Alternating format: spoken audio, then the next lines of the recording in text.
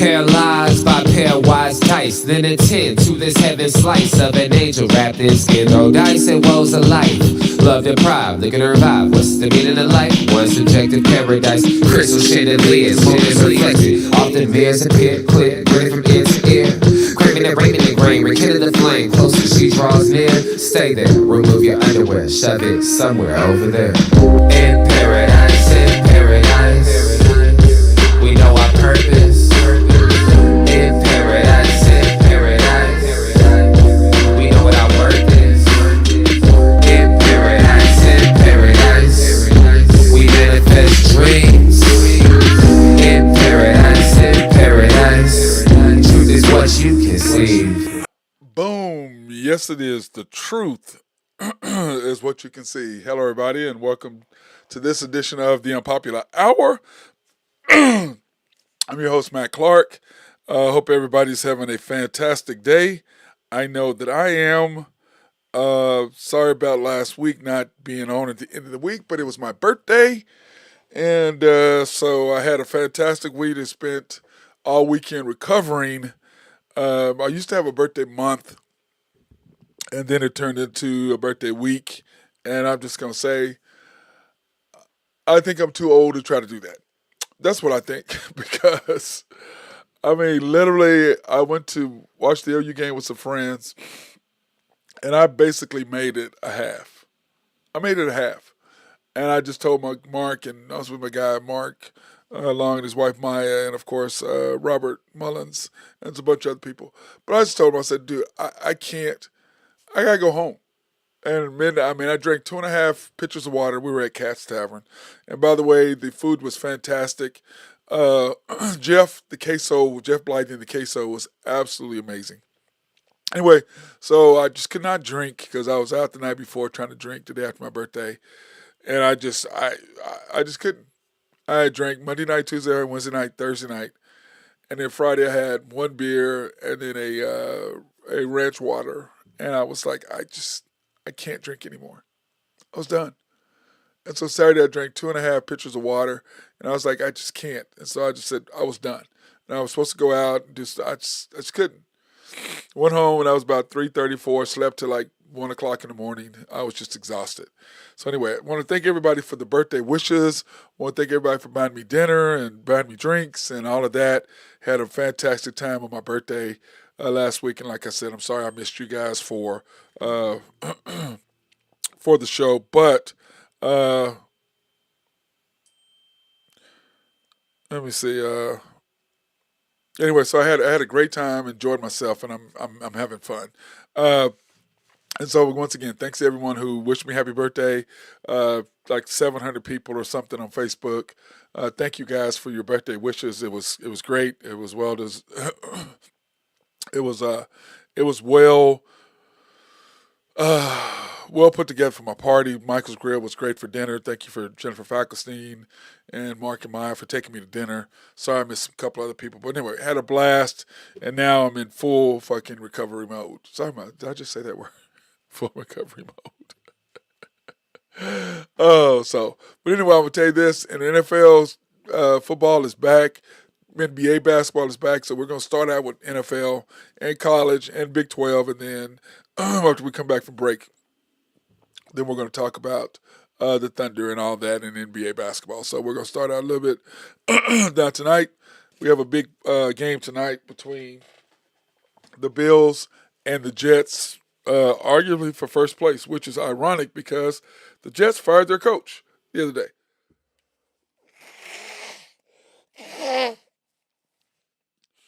The Jets fired their coach. And if they win against the Bills tonight, they'll be in first place. Now, we talked about this a little bit last week about Robert Saleh. And I just think that the ownership matters in NBA, NFL, Major League Baseball. You look at the Dallas Cowboys, what a mess they are because of the ownership and the people that run the organization versus well-run organizations and the difference. But anyway, the Bills and the Jets are +1. Over-under is 41.5. So hopefully our guy Drew Hinton will be on later for us him to discuss all that and give us our opinion. But It's going to be a great game. I'm looking forward to seeing it. Unlike the games last night, I said I had no desire to watch that nonsense last night. So it was just kind of going, "Are you kidding me? This is what we got. This is our options. I'm not watching anything. If that's they're my options, I'm not. I'm not doing any of that. That's just the way I looked at it. I was like, I'm not. I mean, I want to see some good. I want to see some good football. I want to see something good. If you're not going to give me anything good, I'm not watching. So remember, guys, you can go to YouTube, search the Unpopular Hour with Matt Clark. Like, subscribe, hit notifications, and if you have any questions or any comments, you can go ahead and comment right here, and we can see everything that you're doing. Also, after the storm, our OKC Thunder post game analysis show, you can do that as well. And we're also like if you're on YouTube, and I can see everything you're doing, and I can comment. If you have a comment or if you have a question, we can recognize you. And then also mcsportsnetwork.com. That's www.mcsportsnetwork.com. You can go in and you can order any of our t-shirts and any of the stuff that we have available there online. If you want to order any of that, you can. So please go ahead and do that. So, but anyway, back to the NFL yesterday. There were some good games yesterday for the most part because all I did was lay in bed and watch. I mean, I was struggling was real for me yesterday. And here are the scores of the games yesterday, just in case you missed them. Or if you didn't, the Jaguars, of course, the Bears. Caleb Williams looked fantastic. And one thing about Caleb, when you look at his growth this year, the first game in week one, he had 48% completing percentage. His passer rating was 55. Week two, 62% completion percentage, passer rating 51. Week three, 63% completion percentage, 80% passer rating. Week four, 73% completing percentage, 106 passer rating. Week five, week four, week five, 69, 126. Week six, 79, 124. So he went 48, 62, 63, 73, 69, 79 in his completion percentage. That's what Caleb Williams has done. And so that's a wonder why they're winning the games they're winning. And the Bears, that division over there is just ridiculous between them and the Packers and the Lions. That conference or that division is just really, really going to be tough. And you could have, I believe the Lions are going to come out on top. That's what I've said from the beginning. But you could have the Packers and the Bears, all three of those teams at least in the playoffs. You could have all of them in there. So we'll see what's going to happen. And of course, the Vikings are leading it. And so you have all four of those teams could make it in the playoffs. Now, I don't think all four of them are going to make it. Probably three will if they continue the way they are because they still haven't beat each other up in the conference yet. So we'll see what happens there. The Buccaneers and the Saints, two former OU quarterbacks, Baker Mayfield going against Spencer Rattler, and Spencer did good the first half, and then the second half they just blitzed him. And any rookie quarterback, they're not going to be able to handle the blitz. And poor Spencer Rattler, he just was running for his life, and I thought he played pretty good. Baker, on the other hand, is trying to get cocky again. I don't like a cocky Baker when he's just he tried to slide and they ran over top of him. He jumped up, sticks his arms all out, tries to put his chest out. I'm like, you little punk, go back to the way you were humble. The humble Baker is a better player. Now you're getting all cocky, you got your little money, you're getting all cocky again. Now, all the things I had for Tampa Bay went out the window. I don't like a cocky Baker. I mean, when you're a cocky Baker, you're not as good as you think you are. When you're a humble Baker, you're a really good quarterback. So I'm not a fan of what I saw. But once again, two OU quarterbacks going at it. It was Kyler and Baker, and then Spencer Rattler. I don't know if you really call him an OU quarterback. He was there a year and a half or a year and 2 games. He was there 2 years, but let's say face he got replaced in the Texas game by Caleb. The Commanders and the Ravens. The Commanders, without their main running back, they're not the same team. And the Ravens, Lamar, and what they're doing is just amazing. They got lucky to beat. Let's face it, they got lucky to beat Cincinnati. Joe Burrow does not throw that horrible interception. They probably get beat again, but now they're rolling a little bit, but they still got to play the Bengals one more time. They still have to play the Steelers, haven't done that. And Lamar against the NFC is now 22-1. 22-1. That's an incredible stat when you look at that. 22-1 against the NFC. And it's because they don't see him. They don't know what to expect from the guy. He's just incredible. Love me some Lamar. Cardinals and Packers. Uh, the Packers, Jordan Love is playing really good. He did have that lucky throwing off the back of his leg, kind of throwing it up for grabs, and Romeo Dobbs adjusted, caught the pass, and was able to step in the end zone. But that could have been a disastrous play for Jordan. He got lucky on that one. But what they say, better be lucky and good, or lucky or good. What would you rather be? I'd rather be lucky. Lucky's always better. But anyway, the Packers, like I said, that division, them and the Bears keeping up, and they will, of course, get to the Vikings. Of course, they did their thing. And so, you look at that division, the Lions did their thing. So, I mean, you had 3 winners or 4 winners last week in this division. Colts and Titans. Can we say dumpster game? Dumpster game. That's what it was. I mean, unless you're a Colts fan or unless you're a Titans fan, did you really watch it? Did you? Because you didn't. You're lying. Unless you're somebody like me that you have to kind of watch it. And what I did is I watched some highlights of it. I'll be honest, I did not watch. I'm not watching that. I'm not watching that. But I know that I do need to get 2 more TVs put up here in my office so that I can watch some games. I need to have one right in front of me and one in the corner. I know that I need to do that just so that I can sit in here and watch more games or watch all 3 games. But of course, Ace is not a fan of that. I know he'd be having issues because he likes his attention when I am here. Texans and the Patriots. Having Joe Mixon back makes all the difference with the Texans. And he's making all the difference with the Bengals without him. I mean, they're a cheap organization. I mean, they franchise tagged T. Higgins. Just pay the man. I know you got to pay Jamar Chase next year upwards of 30-something million, not maybe even $40 million next year that you're going to have to pay Jamar. And he's worth it, every penny of it. Now, he did drop a pass yesterday, but that's a rare thing that he does. But, everybody drops passes. And now everybody's Jerry Rice. And remember, his rookie year, he dropped a lot of passes. After that, not so much. Texans, man, I tell you what, Joe Mixon makes all the difference. And the Patriots, I will say this, that Drake May, not bad. Not bad. I mean, he's going to, you can just see for his first game, lost. But I will say I was really impressed with Drake May and what he had to do there for the Patriots. So my hat goes off to him and the fact that his rookie year he came out and he played really well. But C.J. Stroud and the Texans, they're rolling. They just are. And if he has a running game, if any quarterback has a running game and the linebackers have to pause to respect that handoff, that makes all the difference in the world. That gives the receivers a chance to get behind them. It opens up so much more. The lineman can't really go full speed coming at the quarterback. Makes a huge difference. The Texans, they're going to be a handful. They're going to be something to watch. And the beautiful thing about that is going to see my grandson in Houston. That's going to be fantastic as well. Hanging out with him, and I need to take him to a game because we've gone to Rockets games, but we have not gone to a Texans game. So that's something that I need to do with him is take him to a Texas game. I think that he'll like that. And I love being around him. He loves being with me, so that'll be a good thing. The Browns and the Eagles. Nick Sirianni, the coach of the Eagles. Bro, how do you argue with your own fans?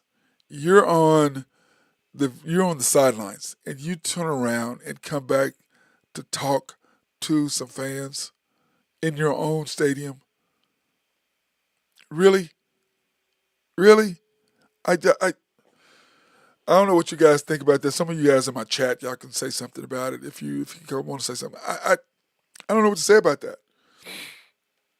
I don't know what to say. I really, really don't. Dude, you're the head coach. Why are you arguing with your own fans? Why are you arguing with your own fans? Those are your fans. Those are Eagles fans. Those aren't Browns fans. And then the fact y'all barely beat the Browns, you had everybody back and you barely beat the Browns coming off a bye. The Eagles are just not, they're just not what they thought. Tomorrow my power rankings are going to have to really be adjusted tomorrow. I They've got so much talent, but they're just underachieving out the wazoo. I just don't understand it. I really, really don't. Then of course the Chargers and the Broncos. This game is a lot closer than what it really was. The Chargers, uh, they're there, and the Broncos are just. I mean, Bo Nix is going to be good. There's no question about that. If you think he's not, you're high. He's going to be a good player, and it's just going to take them a while to figure that whole thing out between the Broncos and the Chargers. The Steelers and the Raiders. The Steelers, I can tell you this right now, they're a defensive team that I, Justin Fields is he's a runner. He's not a quarterback. He's not a thrower. He just does not see the floor, but running the ball, he's a runner. He's more of a Mike Vick than he is a oh god, my mind just went blank. Ravens quarterback. Oh my god, I can't believe I can't think of his name anyway. He's more of that than he is a Ravens quarterback. Can't believe I can't think of his name. Lamar Jackson. He's more of a Mike Vick running the ball, and then Mike Vick developed into a passer later, but he's more of a runner than he is a passer, and you can just see that in his game. Falcons and the Panthers. The Panthers. It,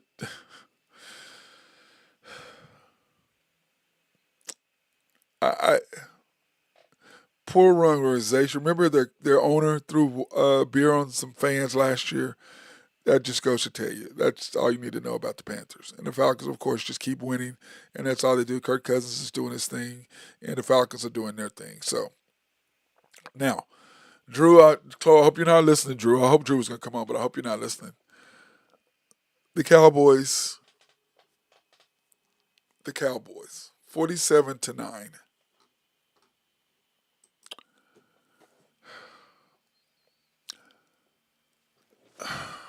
The Cowboys.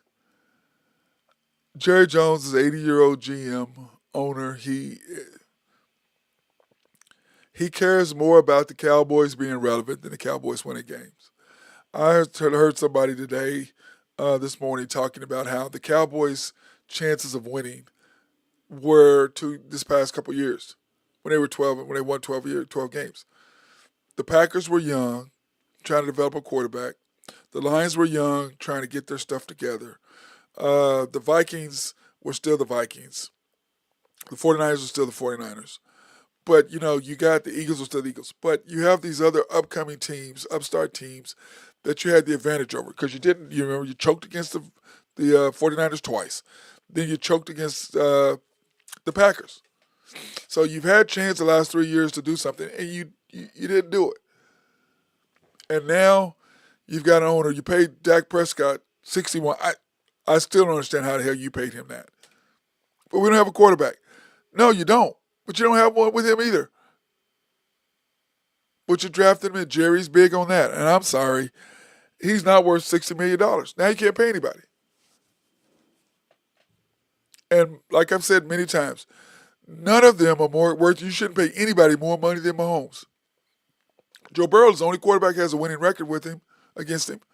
And let's face it, if we go back over that one game in Cincinnati, they had three chances because of penalties they kept calling against the Chiefs. The second time they lost, Mahomes had the worst second half he's ever had in a playoff game. The third time they played, Travis Kelsey fumbles. They're going down to score. They go up 2 scores, game's over. And then since then, they beat them twice. Or 3 times, I say. They beat them 3 times. So no one should make more money than Mahomes. The man has 3 Super Bowls in 5 chances, 5 years. Well, 3 Super Bowls in, this is his 6th year. This is his first year, got beaten in the conference finals, won his second year, lost in the finals, lost in the conference finals, or lost the Super Bowl, lost in the conference finals, then won one. So he's won 3 out of 6 years he's won the Super Bowl. They've been to the conference finals every year. How can anybody make more money than him? Now, granted, nobody's making more guaranteed money than him because he's making like 200 whatever guaranteed $1 million. So nobody's making more money than him guaranteed over the next 3 years. He's making the most. But these people are making more money than him annually. Now, he doesn't give a shit. because he makes 30, $40 million off the field in endorsements. Why? Because one, he's winning. Two, he's personable. Three, people like him. And number four, he wins, wins, wins, wins, wins. That's what they want to see. Now these other guys, no, they don't care about winning. Give me my bag. I want my bag. They don't care about winning. They want their bag. Now Dak Prescott and his grandchildren, his great grandchildren, are set forever. Set forever. And you are in Dallas, which means they're going to take one thing about Cowboy fans in Dallas. They take care of their former Cowboy players.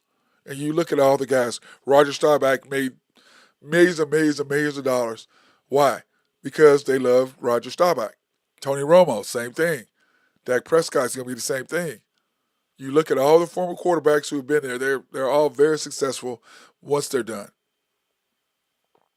And that's going to matter. Dak Prescott's going to be the same. But 47-9, you didn't show up. Your team is just, Jerry says, I'm not going to make any coaching decisions.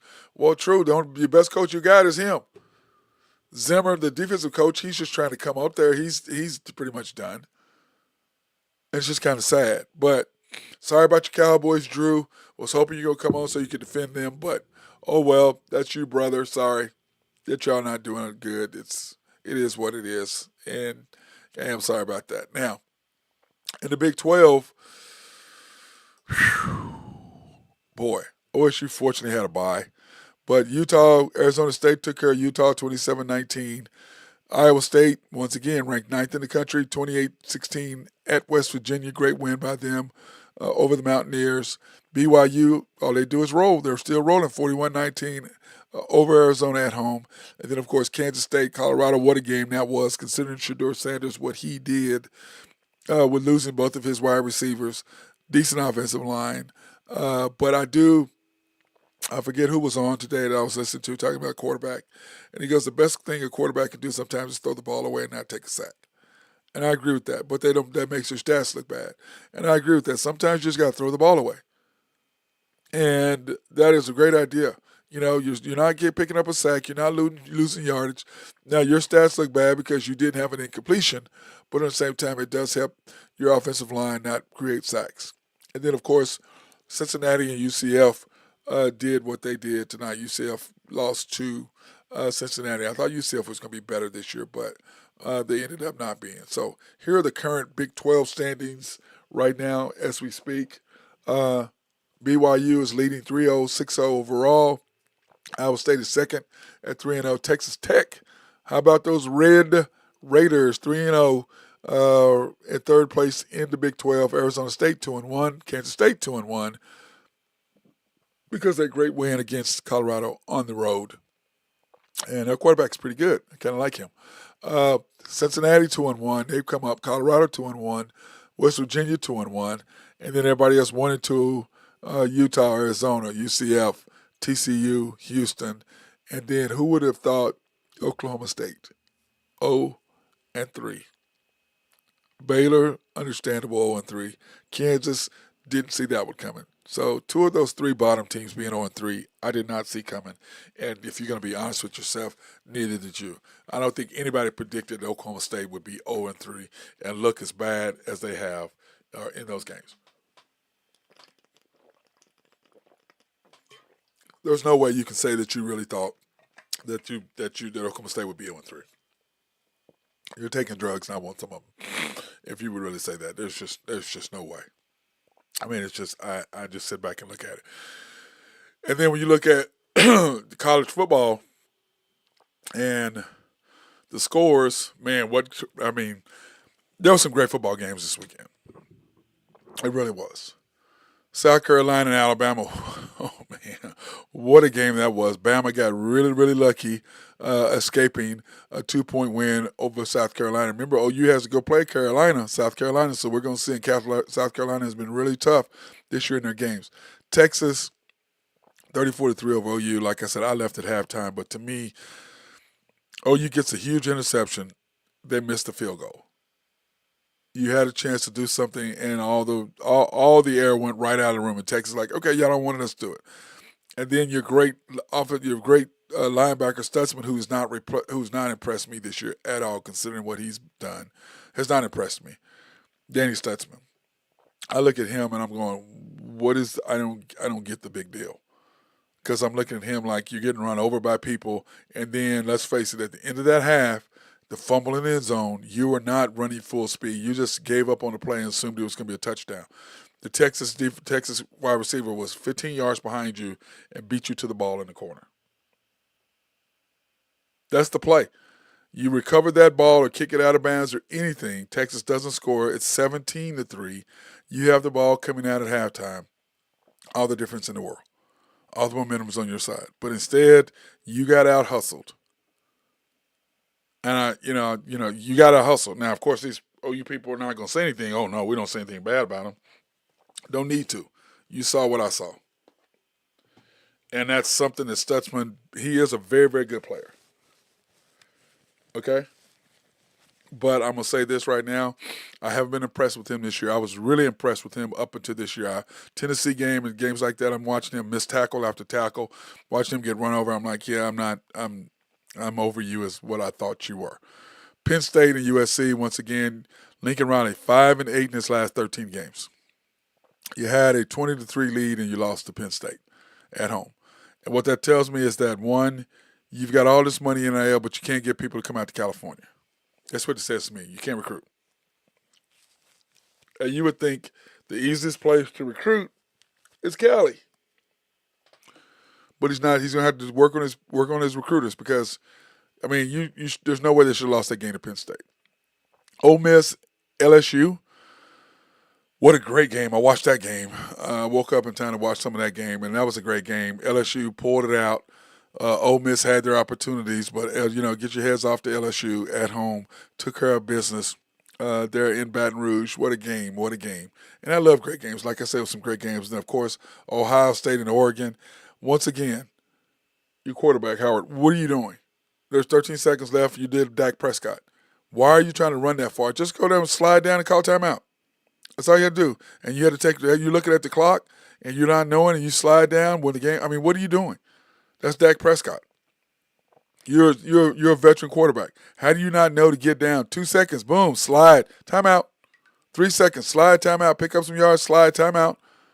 But instead, you had to get that extra yard, like Dak Prescott against San Francisco. You got to know what the situation is, son. You got to know, and he did not clearly. Now, when you look at the rankings this year, here are the rankings thus far. Texas, of course, number 1, Oregon 2, Penn State 3, Ohio State 4, Georgia 5, Miami 6, Bama 7, LSU 8. So, SEC, Texas, Georgia, Alabama, LSU. 4 of them in there. The Big Ten, Oregon, Penn State, Ohio State. You have 3. Then, of course, the Big 12 has 1 in Iowa State. And then Clemson in the ACC, which I'm not that sold on Clemson. I'm just not. And then you go down Tennessee, Notre Dame, BYU. Notre Dame have to be kicking themselves for that loss that they had earlier in the year. It's coming back to haunt them without question. And I feel sorry for them, but you got to handle your business. You can't afford to lose to teams that you shouldn't lose to. So we'll see what happens with that. Let me see. Sorry about that. I'm getting a text. Somebody's asking me, do I want to go to a chef's dinner tomorrow? I'll have to text them back about that. Who doesn't like good dinner? So I'm always about dinner. Always about having dinner. Oh, I love good food. I'm not going to say I don't because everybody knows me knows I do. Then, of course, you go after that. Kansas State 17. Missouri. Hey, how about the Missouri Tigers? 19, former Big 8 team in there. And then you can see where it's at after that. Pittsburgh, SMU, Illinois, Army, Michigan. And they're barely surviving, which nobody really expected Michigan to really, if you're being honest, you did not expect Michigan to be where they are right now. If you're being honest with yourself, nobody expected Michigan to be where they were after last year, losing all those players to the league. I didn't really think they would be doing this well, but of course they are, and you got to take your hats off to them. One thing, SRB, if you have needs for engineering, surveying, or planning, please hit my guy Mark Long up. They love to be behind the scenes. If you have a new complex, you're building a new building, or anything you're building, hey, call those guys up. They'll lay it out for you, plan it out. do all the surveying, make sure everything is no flooding, how that works out. Plus, if you have a water treatment plant in your city or your county that needs to be fixed, they can come in and make sure everything runs smoothly. As well as if you have a dam, there are places who have dams. Hey, hit those guys up and they can make sure that your neighborhood does not get flooded. Collaborative Logic, if you have needs for computers, software to make your office run smoother, they can do all that for you, as well as network, as well as building a website. They did our website. Like I said, if you want to get any of the t-shirts for the Matt Clark Basketball Academy that people ask me for all the time, hey, go to www.mcsportsnetwork.com and you can get those. So I want to thank those guys for putting that site up for me. Oak Grove Trucking, if you have needs for dirt, rock, or sand to be moved, hit my guy Jose Fierro up. He'd love to take care of you. And of course, YNB, family owned and operated since 1912. They are the bank that makes things happen. They're an equal housing lender, a member of the FDIC, proud sponsor for us to go out and support women, minority, and black-owned businesses in the Oklahoma City area. You can pre-qualify online at www.ynbok.com. That's www.ynbok.com. Or you can go to their 5 locations. Not today, because they're all closed, because it is a holiday and Columbus Day today, so you can't go in there today. But tomorrow, by all means, go in there. It's the main bank at 401 Elm, 66 steps from historic downtown Yukon, Oklahoma. YB East, which is off the Parkway, and 66 and 39th Expressway. YB Mustang, located 218 North Mustang Road. YB Parkway, which is off I-40 and Garth Brooks, just south of I-40, right in front of the hospital. And then YB Peoples, located in Bethany on 23rd between Rockwell and MacArthur. And, of course, Elm Grove Clothing, my guy Jonathan Binkley Triplet. If you need news for a suit or a jacket or pants or something, shirts, he does it all. And he took very good care of me at the JFK Awards. My suit looked fantastic. And he's got another one coming up for me. So if you have needs for that, good suits, you get to pick out your quality suits, all your fabric, everything you want is fantastic. Hit my guy up, Jonathan Binkley Triplet, 405-332-8787. That's Jonathan Binkley Triplet.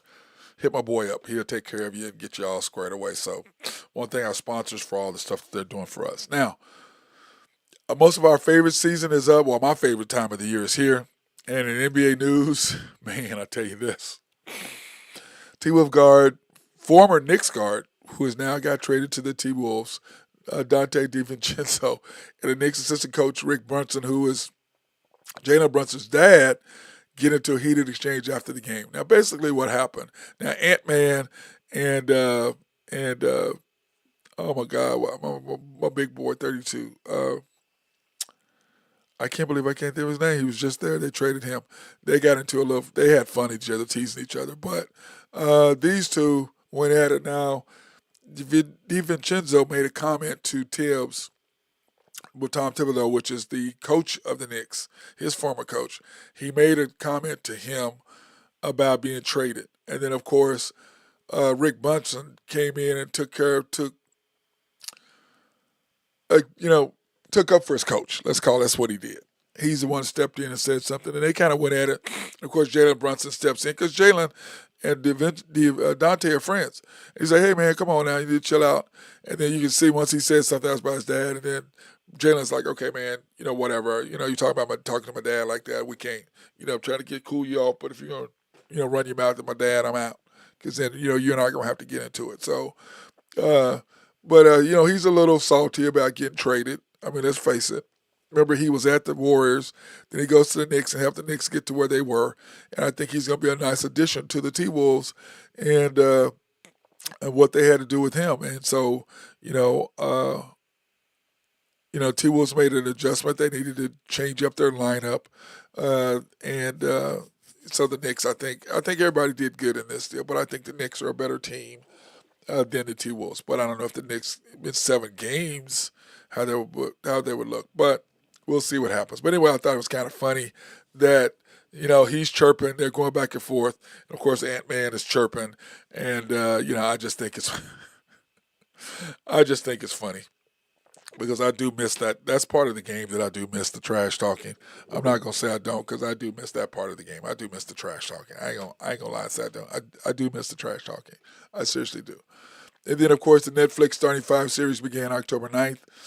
KD, Ant-Man, Tatum, LeBron, and Sabonis, and my girl Jennifer Falkenstein got me into watching it. And I'm gonna say this: It's about LeBron. You can say it's mainly about him, so I quit watching it. I'm like, I don't, and I was like fast forwarding through LeBron stuff. I don't care about you, and it's about him and all this stuff. And I just, and Jimmy Butler, I mean, because instead of KD, it's Jimmy Butler on there, so I need to change that out. It's Jimmy Butler, and I lost interest after a couple of them, and I just don't care about watching LeBron. That's part of it. I just don't care. I really don't. And that's part of my problem. I just don't care about watching him at all. I really don't. So let's go to the NBA. NBA scores: the Pelicans and the Heat. The Heat took care of business, 101-99. The Heat are the Heat. The Pelicans are the Pelicans right now. I think they're just trying to adjust with their new lineup. So we'll see what's going to happen. I think the Pelicans are going to be better than what everybody thinks. And then, well, of course, here next after this week, we start the 24th. So we're going to do our Thunder pregame show, preseason, talk about the Thunder, the NBA, the whole 9 yards. We're going to do a nice little show on that for a while. I don't know where we're going to do it at. We may do it at Cats on the patio. I'm not sure. But we're going to do a show, preseason Thunder show about that, and just kind of get people give their opinion on what they want to say and what they want to do to that. So that's coming up soon. We'll be doing that next week. T-Wolves and the Knicks. And of course, I said we talked about that. The Knicks took care of business over the T-Wolves. Blazers and the Kings. The Kings are better than what they're showing. I mean, that's a 20-point loss. The Blazers are young, and I think top to bottom, from the bottom 7 through 14, the Blazers are better than the Kings. But top 7, the Blazers are not better than the Kings. I think when you're talking about playing 10 guys, I think that's going to be a huge difference in that.